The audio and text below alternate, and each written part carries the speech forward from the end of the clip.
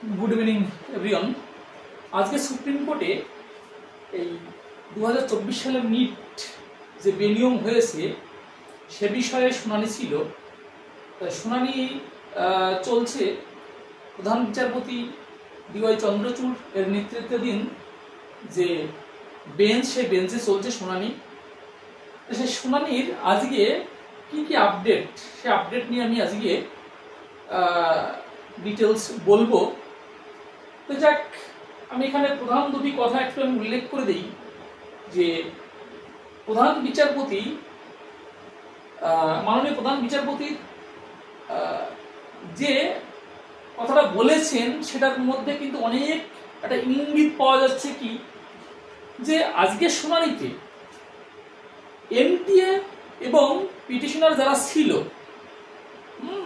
তারা যে তথ্যগুলো পেশ করেছে, বিশেষ করে এনটিএ যেগুলো পেশ করেছে তার উপর ভিত্তি করে DY চন্দ্রচূড় মহাশয় যে মন্তব্যটি করেছেন যে এই ইনপুটগুলোর ভিত্তিতে আমাদের কি পুরো পরীক্ষা বাতিল করা উচিত, একটা কোশ্চেন কিন্তু উনি সবাইকেই করেছেন। আজকে যে তথ্য উঠে এসেছে আর একটা কথা বলেছে যে আমাদের উদ্বেগের বিষয় হলো লঙ্ঘন এবং পরীক্ষার মধ্যে কতটা সময় ছিল। ব্যাপারটা হচ্ছে কি যে সিবিআই তো তথ্য পেশ করেছে যে হ্যাঁ কোশ্চেন আউট হয়েছিল। এবার সেন্ট্রাল গভর্নমেন্ট এবং এনটি এবং সিবিআই সবাই বলছে যে কোশ্চেনটা জাস্ট পরীক্ষার আগের দিন, কেউ বলছে না পরীক্ষার দিন। যাক অন্ততপক্ষে বলছে যে ম্যাক্সিমাম হলে পরীক্ষার আগের দিন আউট হয়েছে রাত্রেবেলায়। এটা হচ্ছে একটা বক্তব্য। আর একটা বক্তব্য হচ্ছে যে আমরা পরে দেখব, সেখানে বলেছে যে পরীক্ষার জাস্ট কিছুক্ষণ আগে কোশ্চেন আউট হয়েছে। আমরা দেখব যে পরীক্ষার জাস্ট কিছুক্ষণ আগে কোশ্চেনটা আউট হয়েছে। তো তার উপর ভিত্তি করে কিন্তু মাননীয় প্রধান বিচারপতি একটা কথা বলেছে যে এই যে লঙ্ঘনটা হয়েছে এবং পরীক্ষার যে সময় যদি তার মধ্যে গ্যাপ 3 দিন তার বেশি হয় তাহলে কিন্তু এটা একটা বড় বিপদ আছে, ক্লিয়ার করে বলেছেন। সুতরাং যদি পিটিশনাররা প্রমাণ করতে পারে যে এই গ্যাপটা 3 দিন তাহলে কিন্তু প্রধান বিচারপতির এই কথার ইঙ্গিত কি আছে এটা কিন্তু ক্লিয়ার বোঝা যাচ্ছে। আবার অন্যদিকে যে সলিটারি যে জেনারেল ছিলেন উনি যে কথাটা বলেছেন তার উপর ভিত্তি করে কিন্তু মাননীয় বিচারপতি বলেছেন যে এই যে ইনপুট পেয়েছি তার উপর ভিত্তি করে কি আমরা পুরো পরীক্ষাটা বাতিল করা কি উচিত, এটা কিন্তু নিজেই কোশ্চেনটা করেছেন। তো দেখা যাক পরবর্তীতে আজকে কি কি হয়েছে। তো যাক আজকে প্রধান বিচারপতির নেতৃত্বাধীন যে 3 সদস্যের যে বেঞ্চ, সেই বেঞ্চে যে কথাগুলো উঠে এসছে সেই কথাগুলো আমি মেইনলি এখানে হাইলাইট করছি। সেখানে কিন্তু যে পয়েন্টগুলো মেইনলি বলতে চেয়েছে সেই পয়েন্টগুলো কিন্তু এখানে আমি তুলে ধরেছি। প্রধান বিচারপতি বলেছেন যে যদি পরীক্ষার পুরো পবিত্রতা নষ্ট হয় তখন কিন্তু একমাত্র পুনরায় রি এক্সামে নির্দেশ দেওয়া উচিত। এবার সেইগুলো করতে গিয়ে আমরা দেখব বিভিন্ন এরপরে বিভিন্ন পেজ আমার আছে যে প্রধান বিচারপতি এনটিএ কে আবার অন্যদিকে পিটিশনার যারা ছিল তাদের যে আইনজীবী ছিলেন তাদেরকে কি বলেছেন তার রেসপেক্টে এই দুই পক্ষই কি বলেছে, এমনকি আইআইটি মাদ্রাজের যে রিপোর্ট পেশ করতে বলেছে তারাই বা কি বলেছে। যাক এই সব কিছু মিলেমিশে কিন্তু পরে আমরা দেখব যে কি কথাবার্তা হয়েছিল। তার মধ্যে দেখো যে এনটিকে জিজ্ঞেস করেছিল যে যদি রি এক্সাম হয় তাহলে এই রি এক্সামের ফলে কত সংখ্যক পরীক্ষার্থী বলছে প্রভাবিত হতে পারে বা হবে, এটা একটা কোশ্চেন ছিল। এবার একটা এনটিএ তরফ থেকে একটা রিপোর্ট পেশ করা হয়েছিল, তার উপর ভিত্তি করে প্রধান বিচারপতি বলেছেন যে এই যে টপ 100 এটা কিন্তু বিভিন্ন রাজ্যে ছড়িয়ে আছে, এটা কোনো পার্টিকুলার রাজ্য অথবা কোনো পার্টিকুলার সেন্টারের মধ্যে সীমাবদ্ধ নেই। এটা কিন্তু একটা খুব ইম্পর্টেন্ট পয়েন্ট, অর্থাৎ এই পয়েন্টটা কিন্তু খুব ইম্পর্টেন্ট। এমন যদি হতো যে একটা নির্দিষ্ট রাজ্যে এই টপ 100-এর মধ্যে ম্যাক্সিমাম পরীক্ষার্থী আছে, অথবা এমন যদি হতো যে কোনোটা সেন্টার থেকে বৃহৎ সংখ্যক পরীক্ষার্থী আছে, তাহলে কিন্তু ব্যাপারটা অন্যরকম হতে পারত। এবার এই চিফ জাস্টিস মহাশয় কেন্দ্র এবং এনটিএ কে কিন্তু কতগুলো মানে বিষয় উল্লেখ করতে বলেছে, যে বলেছিল যে পরীক্ষার শহর পরিবর্তন করা ছাত্রদের মধ্যে কতজন এই 1,08,000 এর জায়গা করে নিয়েছে। এই 1,08,000 ব্যাপারটা কি? অ্যাট প্রেজেন্ট টাইম সুপ্রিম কোর্টে যেটা চলছে সেখানে বলা হয়েছে যে টোটাল ডাক্তারি সিট, অর্থাৎ এই গভর্নমেন্ট বলো বা প্রাইভেট বলো, টোটাল আমরা পরে দেখব, একটা 52,000 গভর্নমেন্ট, নন গভর্নমেন্ট 56,000, একটু পরে আমরা দেখব। যাক, সেই সিট সংখ্যা অর্থাৎ র্যাঙ্ক যাদের এই 1,08,000-এর মধ্যে ধরে নেওয়া হচ্ছে তারা ডাক্তারি পড়ার সুযোগ পাবেন। তাই এখানে প্রশ্ন করেছে যে এই যারা তাদের শহর চেঞ্জ করেছিল, সেন্টার কিন্তু চেঞ্জ করা যায় না, শহরটা অর্থাৎ সিটি দিয়েছিল, চেঞ্জ করেছে, বলছে তাদের মধ্যে কজন আছে এই 1,08,000-এর মধ্যে, এটা কিন্তু কোশ্চেন করেছিল। সেন্টার চেঞ্জ, সেন্টার নয় সিটি চেঞ্জ কখন হয়েছিল সেটা নিয়ে আমরা পরবর্তীতে আসব। তারপরে বলেছিল যে যারা 9 এবং 10 এপ্রিল, এই তো যাক সেটা পরেই আছে, 9 এবং 10 এপ্রিল একটা কারেকশন ডেট উইন্ডো ওপেন হয়েছিল, তো সেখানে অনেক ক্যান্ডিডেট অ্যাপ্লাই করেছিলেন, আবার কেউ কেউ সে জায়গাটায় মানে ওই সেন্টার ওই সিটি চেঞ্জের জন্য ব্যাপারটা করেছিলেন আর কি।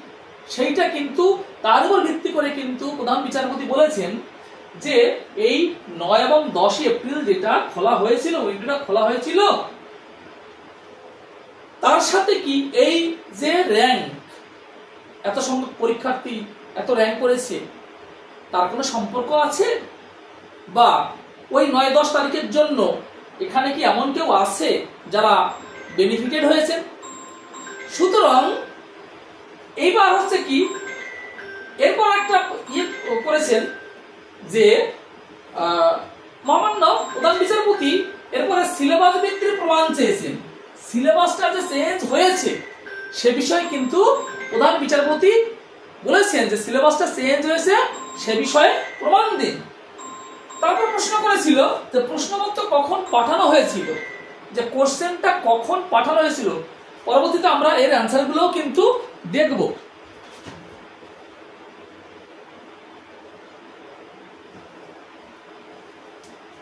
তারপরে এবার প্রধান বিচারপতি আরো কিছু এখানে বক্তব্য খুব ইম্পর্টেন্ট, যে এই প্রশ্নবাসের পিছনে লোকেরা অর্থ উপার্জন করতে বেরিয়েছিলেন।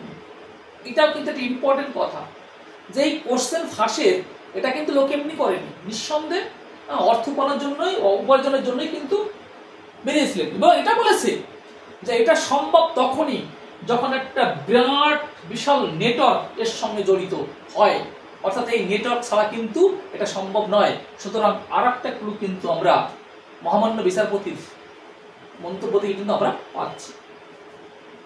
তারপরে যে এরপর আরো কোশ্চেনগুলো আছে, পরে অ্যান্সার আছে, তবে তার মধ্যে যেমন এনটিকে বলেছিল যে কোশ্চেনটা যে পাঠানো হয়েছিল ব্যক্তিগত কুরিয়ারে, এটা কি ঠিক? অর্থাৎ আপনি কি কোশ্চেনটা ব্যক্তিগত কুরিয়ারে পাঠিয়েছেন? এর অ্যান্সারটা পরে আমরা পাবো, অবশ্যই অ্যান্সারটা আছে হ্যাঁ। তারপরে যে এরপরে বলেছে যে চিফ জাস্টিস অফ ইন্ডিয়া মহামান্য বিচারপতি বলেছেন, উনি একটা অ্যাসেস করেছেন যে কোশ্চেনটা কখন ফাঁস হতে পারে। তার ভিত্তিতে বলা হয়েছে যে ব্যাংকের হেফাজতে আগেই কোশ্চেন ফাঁস হয়েছে, অর্থাৎ 3 মের আগে কোশ্চেন ফাঁস হয়েছে। কারণ এখানে বলা হয়েছে যে ব্যাংকে হেফাজতে কোশ্চেনটা যাওয়ার কথা ছিল, তাই বলছে ব্যাংকের হয়তো হেফাজতে যাওয়ার আগেই হয়তো কোশ্চেনটা আউট হয়েছিল, এটা হতে পারে। অথবা বলছে যে ব্যাংক থেকে পরীক্ষা কেন্দ্রে কোশ্চেনটা নিয়ে যাওয়ার জন্য যে সময়, যে টাইমটা, তখনও কোশ্চেন আউট হতে পারে। এটা কিন্তু মহামান্য বিচারপতির একটা ধারণা। তারপরে কোশ্চেন করেছে যে 45 মিনিটের মধ্যে, এটা আমরা 45 মিনিট টাইমটা কখন সেটা আমরা অবশ্যই বলবো আর কি, যে এই কোশ্চেনটা বলা হয়েছিল যে টাইমটা বলেছিল এনটিএ, যে টাইমটা তারা বলেছে জাস্ট পরীক্ষার আগের মুহূর্তে, যেখানে শুধুমাত্র 45 মিনিট টাইম পাওয়া যাবে ওই কোশ্চেনটা সলভ করার জন্য। তো সেখানে মহামান্য বিচারপতি একটা কোশ্চেন করেছে যে এই 45 মিনিটে কোশ্চেনটা সলভ হয়েছিল, এটা কি সম্ভব? অর্থাৎ যে 180টা কোশ্চেন, সেই কোশ্চেনটা কি 45 মিনিটের মধ্যেই সলভ হয়েছিল? এখানে একটা টাকা পয়সার ব্যাপার এসছে যে 45 মিনিটের জন্য কোনো ক্যান্ডিডেট কি 75,000 টাকা দেবে? এই কোশ্চেনটা করেছিল। তারপরে আবার মহামান্য বিচারপতি একটা কোশ্চেন করেছিল যে গোদ্রায় যে পেপার ফাঁস হয়েছিল সেটা নিয়েও কিন্তু কোশ্চেন করেছিল। যাক, এবার আজকের যে শুনানি, তার ফাইনাল যে এটা এলো, শুনানি কিন্তু কমপ্লিট হয়নি। আগামী এই 22শে জুলাই সকাল 10:30টার সময় আবার শুনানি শুরু হবে। তার আগে এনটিএকে বলেছে যে তাদের ওয়েবসাইটে অ্যানসার শিটটা, মানে এক কথা রেজাল্টটা আপলোড করার নির্দেশ দিয়েছে। ওকে, এই মোটামুটি এটা 20 জুলাই দুপুর 12টার মধ্যে, অর্থাৎ পরশু দিন দুপুর 12টার মধ্যে কিন্তু রেজাল্টটা আপলোড করতে হবে যাতে সবাই দেখতে পারে, এবং এর পরবর্তী শুনানি 22 তারিখে। এবার ব্যাপারটা, আবেদনকারীদের পক্ষে আইনজীবী নরেন্দ্র হুডা, একজন বিশিষ্ট এবং বরিষ্ঠ আইনজীবী, উনি লড়ছেন। সেখানে এই নরেন্দ্র হুডা মহাশয় যে তথ্যগুলো সামনে তুলে ধরেছেন তার সংক্ষিপ্ত সার এইগুলো, যে সিলেবাস, এখানে যা বলা সিলেবাস সংযোজন এর কোনো উল্লেখ নেই, অর্থাৎ সিলেবাস রিডাকশন হয়েছে, এটা এনটিএ বলেছে, সিলেবাসটা রিডিউস হয়েছে, কিন্তু সিলেবাস বিশেষ করে ফিজিক্স কেমিস্ট্রি যে টপিক অ্যাড হয়েছে এটা কিন্তু এনটিএ রিপোর্টে উল্লেখ নেই, সেই কথাটাই কিন্তু এখানে বলেছে। তারপর বলেছে যে এই আইআইটি মাদ্রাসকে যে তদন্ত করতে দেয়া হয়েছিল বা অ্যানালাইসিস করতে দেয়া হয়েছিল এই ক্ষতির ব্যাপারটা নিয়ে, সেখানে যে আইআইটি মাদ্রাস যেভাবে রিপোর্টটা পেশ করেছে, এক কথা তাতে এই আবেদনকারীরা সন্তুষ্ট নয়। তার পরিপ্রেক্ষিতে অনেকগুলো ব্যাপার আছে, সেটা আরো পরে আমরা আলোচনা করব। এইবার এখানে এনটিএ বলেছিল যে 25%, এনটিএ এই যে 67 জন ক্যান্ডিডেট ফার্স্ট হয়েছে 720-র মধ্যে 720, যাক সেই ব্যাখ্যা দিতে গিয়ে এনটিএ বলেছিল যে সিলেবাস রিডিউস 25%, সিলেবাসটা 25% কমিয়ে দেওয়া হয়েছে, কিন্তু এদিকে ফিজিক্স কেমিস্ট্রির টপিক বাড়িয়ে সিলেবাসটা আলটিমেট বাড়িয়ে দেওয়া হয়েছে, এ কথা কিন্তু উল্লেখ নেই। তার মানে এখান থেকে একটা বিষয় পরিষ্কার, যেভাবে হোক সেন্ট্রাল গভর্নমেন্ট এবং এনটিএর তরফ থেকে ব্যাপারটাকে লঘু করে দেখা হচ্ছে। আচ্ছা, তারপরে যে আরো একটা কথা উল্লেখ করেছে এখানে, যে 100 জন টপ 100, বলছে এই টপ 100 এর মধ্যে 4 জন ছিল একই কেন্দ্রে। তারপর একটা বাহাদুরগড়ে একটি পরীক্ষা, এই পুনঃ পরীক্ষা নেওয়া হয়েছিল, হরিয়ানার বাহাদুরগড়ে ভুল প্রশ্ন দেওয়া হয়েছিল এবং কেন্দ্র থেকে লেখা শিক্ষার্থীদের পরে গ্রেস মার্ক। অ্যাকচুয়ালি যেটা এখানে বলতে চেয়েছে যে এটাকে আগে থেকে প্রি প্ল্যান, যে এই বাহাদুর হরিয়ানার বাহাদুরগড়ের প্রথমে ভুল প্রশ্ন দিয়েছিল এবং পরবর্তীতে তাদেরকে ভুল প্রশ্নর কারণে টাইম নষ্ট, গ্রেস মার্ক সেইটা কিন্তু দেয়া হয়েছিল। এবার বলেছে বিষয়টি ধামাচাপা দেওয়ার জন্য 1563 জন যে ক্যান্ডিডেট বলছে তাদের আবার রি এক্সামের জন্য বেছে নেওয়া হয়েছিল। কেউ জানে না যে তারা কিভাবে। এইবার বলছে যে এই 1563 জন নিয়েছে কিসের বেসিসে, এটা কিন্তু কারোর কাছে ক্লিয়ার নয়। আমরা জানি 1563 জন তাদের যে রি এক্সামের জন্য নিয়েছিল, কোন বেসিসে এই 1563 জন বেছে নিয়েছিল বা তাদেরকে রি এক্সামের জন্য ডাকা হয়েছিল, কেন, কোনো ক্লিয়ার ব্যাখ্যা নেই। তারপরে যে একটা খুব ইম্পর্টেন্ট কোশ্চেন, একটা বিষয়, সেটা হচ্ছে সমস্ত সেন্টারে কোশ্চেনটা দিয়েছিল কিন্তু এসবিআই থেকে কোশ্চেনটা দেওয়া হয়েছিল, কিন্তু হরদয়াল স্কুলে এই কানাড়া ব্যাংকের থেকে কোশ্চেন দেওয়া হয়েছিল এবং ওই সেন্টারের যিনি ইনচার্জ অধ্যক্ষ ছিলেন, ওই যে অধ্যক্ষ ছিলেন মহাশয়, তাকে পরিষ্কার নির্দেশ দেওয়া হয়েছিল যে ছাত্রদের যেন কানাড়া ব্যাংকের কোশ্চেন দেওয়া হয়। এখানে একটা কোশ্চেন যে কেন এই হরিয়ানার এই সেন্টারে কেন বলা হয়েছিল যে কানাড়া ব্যাংকের কোশ্চেনের জন্য দেওয়া হয়, এই নির্দেশটা কার ছিল, কেন ছিল, এটা নিয়ে অনেক বিতর্ক আছে। এবার আরো যে বিষয়গুলো সামনে উঠে এসছে সেগুলো যে স্কুলের সবাইকে তারা গ্রেস মার্ক দিয়েছে, এই অতিরিক্ত নম্বরের কারণে 6 জন এই 720 মধ্যে 720 পেয়েছে, একই কেন্দ্র থেকে 2 জন লোক 718 পেয়েছে। এই তথ্যগুলো কিন্তু পেশ করেছে পিটিশনারদের পক্ষ থেকে আইনজীবী, বিশিষ্ট আইনজীবী কুডা। এরপরে যে মাদ্রাস আইআইটি তাদেরকে যে অ্যানালাইসিস করতে দিয়েছিল, তারা কি করলো যে এই মাত্র যেখানে টোটাল পরীক্ষা দিয়েছে 24 লক্ষ সামথিং, 23 লক্ষ এই 33,000 পরীক্ষার্থী পরীক্ষা দিয়েছিল, সেখান থেকে শুধুমাত্র 1,08,000 জনের উপরেই অ্যানালাইসিস কেন করা হলো, কেন এর বাইরে গেল না।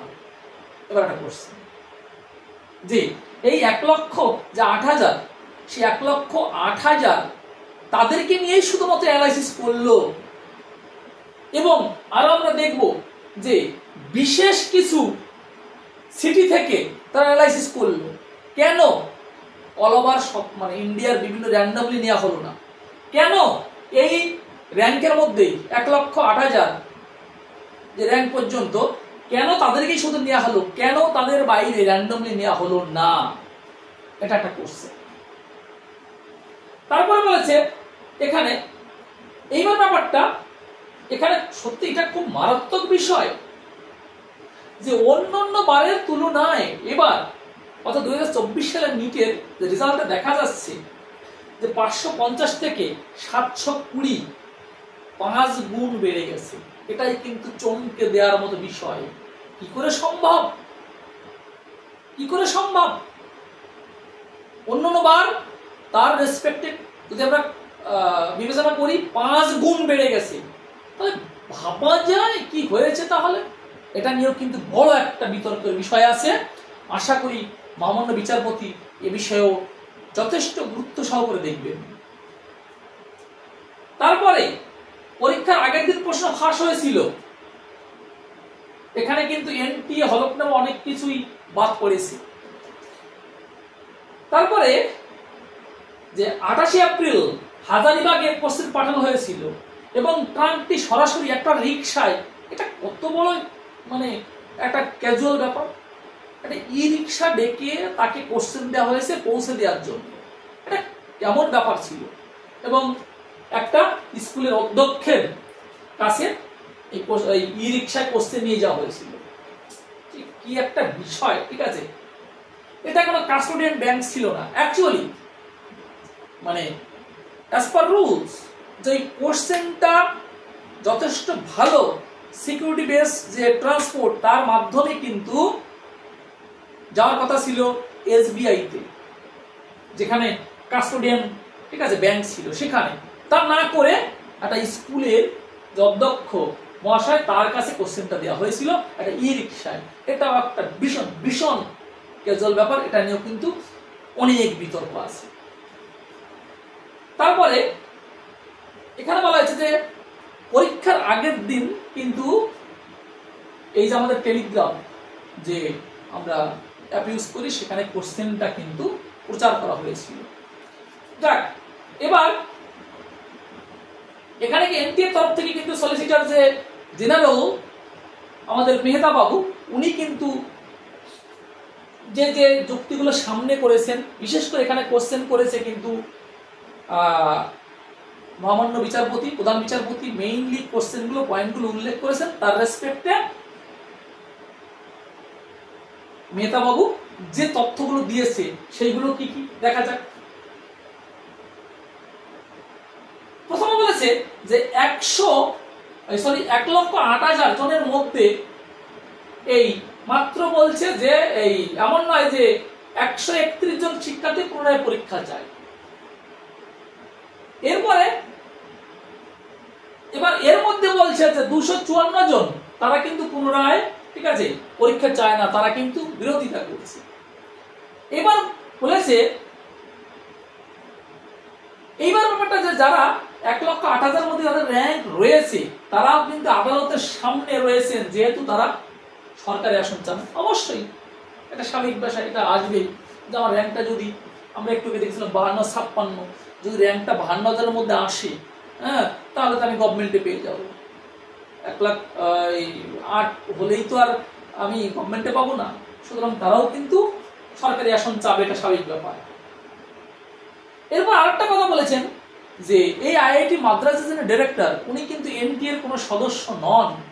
অর্থাৎ এখানে প্রমাণ করতে চেয়েছে যে আইআইটি মাদ্রাসের যে ডাইরেক্টর, উনি হয়তো এনটিএ কে সুবিধা পাইয়ে দেওয়ার জন্য উনি ওনার মতো করে রিপোর্ট তৈরি করেছেন। সেখানে কিন্তু এই সলিসিটর জেনারেল কিন্তু বলেছেন যে না, ডাইরেক্টর কিন্তু এনটিএর কোনো সদস্য নয়। এইবার এখানে যে কথাটা আমি অনেক আগেই বলেছিলাম, সেই কথাটা আবার এখানে উল্লেখ করছি যে এই আইআইটি মাদ্রাসকে যে অ্যানালাইসিস করতে দিয়েছিল, সেই অ্যানালাইসিসে অবশ্যই গন্ডগোল ছিল। সেটা কিন্তু আমাদের পিটিশনার পক্ষ থেকে বলা হয়েছিল, আর এনাদের পক্ষ থেকে অবশ্যই এদেরকে সাপোর্ট করা হবে যে কি কি মানে পজিটিভ থিমগুলো সামনে তুলে ধরা হবে, সেটাই স্বাভাবিক। এবার সেই বিষয়ে যেটা তুলে ধরেছে যে এই ঝাড়ঝাড় কেন্দ্রের সময় হারানোর কারণে, মানে এই যে বলেছিল যে 67 জন ক্যান্ডিডেট যে ফার্স্ট হয়েছে, সেইটা যুক্তি সম্পর্কে সলিসিটর জেনারেল যে তথ্যগুলো পেশ করেছেন, 67 জনের মধ্যে 6 জন ছিল, এই 6 জন এরা বলেছিল যে অ্যাকচুয়ালি এই সময় হারানোর জন্য যে গ্রেস মার্ক পেয়েছিল, অর্থাৎ এই 6 জন তারা কিন্তু গ্রেস মার্ক পেয়েই কিন্তু ফার্স্ট হয়েছিল, মাত্র 6 জন। আর বলেছে যে 17 জন পরীক্ষার্থী এরা যেটা করেছিল যে প্রথম যে একটা রেজাল্ট পাবলিশ হয়, সেই রেজাল্টের একটা অস্থায়ীর উপর ভিত্তি করে কিন্তু এই 17 জন, এই বাদবাকি 61 জনের মধ্যে 17 জন কিন্তু প্রথমে অস্থায়ী রেজাল্ট পাবলিশ হয় তার উপর ভিত্তি করে, আর 44 জন ওরা কিন্তু এই 720 পেয়েছিল। বলেছিল যে ফিজিক্সে একটা কোশ্চেন, তার অ্যান্সারটা মডিফাই হয়েছিল, সেই জন্য কিন্তু এই 44 জন ক্যান্ডিডেট কিন্তু সেই নম্বরটা পাওয়ার কারণেই কিন্তু এই 720 করে পেয়েছিল। এটা হচ্ছে এদের মানে যুক্তি আর কি। এরপরে যেটা হয়েছে যে এই 67 জন, মানে আমরা যেটা বলছি যে 67 জন কি করে 720 করলো, সেইটা ইন্দ্রা ব্যাখ্যা করতে বলছে যে তথ্যটা ভুল, অ্যাকচুয়ালি 67 জন নয়। ওনরা যেটা বলতে চেয়েছে সেটা হচ্ছে সংখ্যাটা অনেক কম, ওই যে 44 জন প্রথমেই বাদ দিয়েছে, তার মানে 17 জন প্লাস আর ওদিকে মানে 6 জন, এই কয়জনকে অ্যাকচুয়ালি তারা দাল করাতে চেয়েছে। এবার এই সেই কথাটা আগেও এখানে বলা হয়েছে। এরপরে এবার একটা কথা, চিফ জাস্টিস অফ ইন্ডিয়া উনি বলেছিলেন যে 9-10 তারিখে যে রিওপেন হয়েছিল উইন্ডোটা, সেক্ষেত্রে কারা কারা বেনিফিটেড হয়েছে বা এরকম কিন্তু আছে কোনো বেনিফিটেড হয়েছে, সে বিষয়ে কিন্তু আমাদের এই মেহতাবু যে কথাটা বলেছিলেন যে নতুন রেজিস্ট্রেশনের মধ্যে মাত্র 44 জন ভর্তি হচ্ছে। অর্থাৎ সেই দিন আমরা দেখব 9 এবং 10 তারিখে, 9 এবং 10 তারিখে আমরা পরে আমাদের আছে কিন্তু যে 9-10 তারিখে যে উইন্ডোটা খোলা হয়েছিল, সেই উইন্ডোতে কিন্তু যত সংখ্যক আবেদন নতুন করে করেছিল তার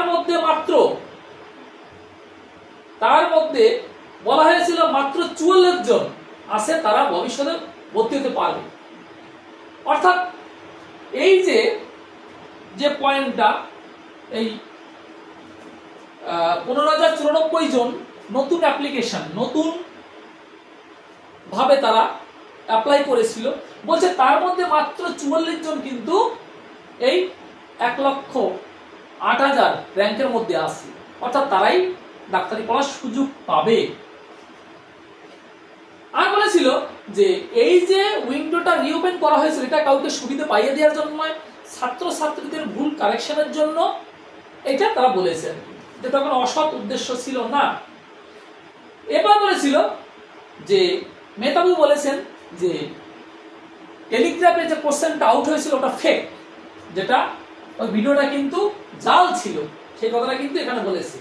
আর এবং বলেছিল ওটা পরীক্ষার পরে প্রচারিত হয়েছে। এবার মহামান্য বিচারপতি একটা কোশ্চেন করেছিল যে প্রশ্ন কখন পাঠানো হয়েছিল। যাক, সেই ব্যাপারে তারা উল্লেখ করেছিল, প্রথমে তারা উল্লেখ করেছে যে 7 লেয়ার সিকিউরিটি, 7টি স্তর, সেই স্তরের মাধ্যমে কোশ্চেনগুলো পাঠানো হয়। এবার তার বেসিসে কিন্তু এই মহামান্য প্রধান বিচারপতি কিন্তু কোশ্চেন করেছিল মেহতাবাবুকে যে আপনি একটি প্রাইভেট কুরিয়ার নিযুক্ত করেছেন পরীক্ষার কেন্দ্রে ইউনিট রেকর্ড পরিবহনের জন্য। বলেছে যে আপনি সেন্টারগুলোতে কোর্সের গুলো পৌঁছে দেওয়ার জন্য একটা প্রাইভেট কুরিয়ার রিক্রুট করেছেন, বলেছে নিযুক্ত করেছেন। তার মানে বেসিসে কিন্তু যে ব্যাপারটা এসেছিল সেই ব্যাপারটা হচ্ছে যে প্রথম উনি বলেছিলেন যে কোশ্চেন পাঠায়নি স্যার, আমরা পাঠিয়েছিলাম ওএমআর শিট, কোশ্চেনটা পাঠায়নি। এটা পরে আমাদের তথ্যটা আছে, আমরা দেখব।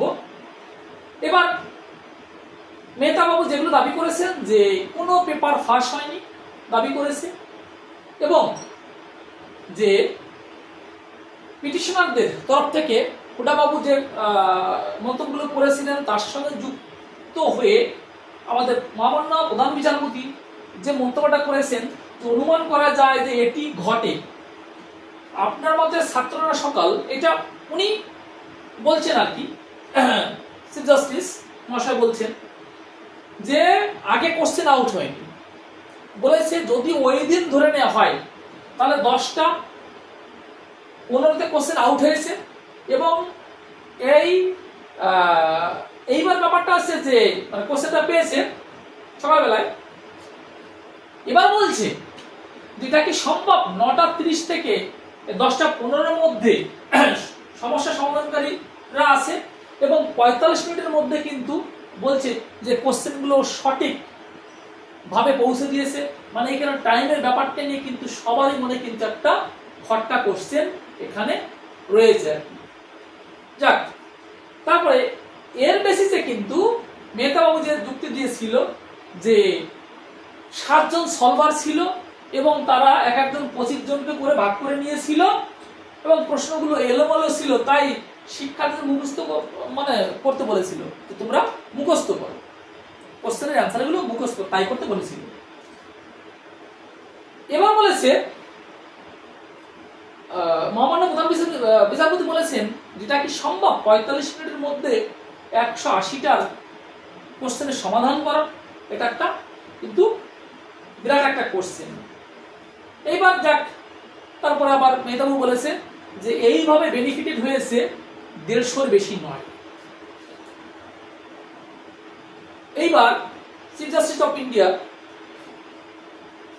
চন্দ্রচূড় মহাশয় বাবু বলেছেন যে কোশ্চেনগুলো করেছে যে 45 মিনিটের মধ্যে মানে জন্য কোনো ক্যান্ডিডেট কি এই 75,000 টাকা দেবে। এবার এই বিষয়ে কিন্তু মেহতা বাবু আরো কিছু যুক্তি দিয়েছে।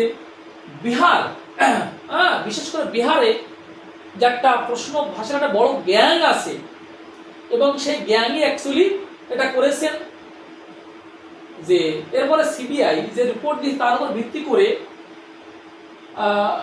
মেহতাবু বলেছেন যে পিতামাতা প্যারেন্টসরা সন্তানদের জন্য এই কোশ্চেন পাওয়ার জন্য পোস্ট ডেটেড চেক দিয়েছিল এবং ক্যান্ডিডেটদের উত্তর মুখস্থ করতে বলেছিল, যদিও তাদের ফোন কিন্তু বাইরে রাখতে বলেছিল। একটা পয়েন্ট, তাদের ফোন বাইরে রাখার নির্দেশ দেওয়া হয়েছিল।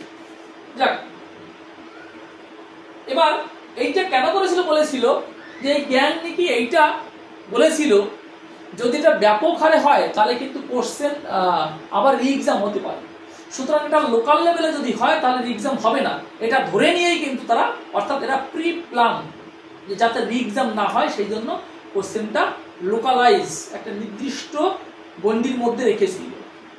ব্যাপারটা বাইরে দেয়নি, কেন যে এটা হয়ে যেতে পারে।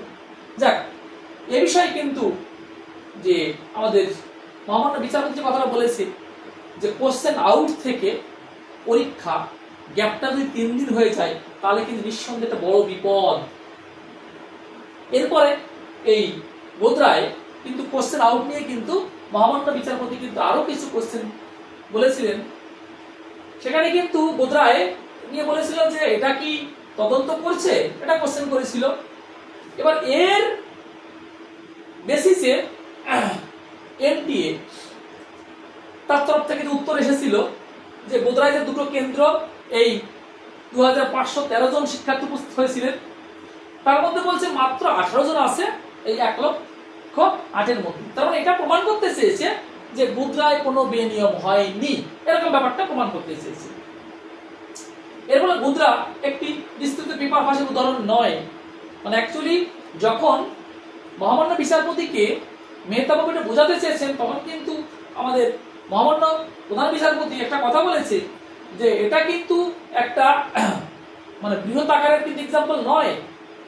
এবার হাজারিবাগ ও পাটনায়, ঠিক আছে, এখন শুধু ফাঁস 61 জনের মধ্যে যারা নিখুঁত স্কোর পেয়েছে তারা বলছে 17 জন উপকৃত হয়েছে, এই কথাটা বলেছে আর কি।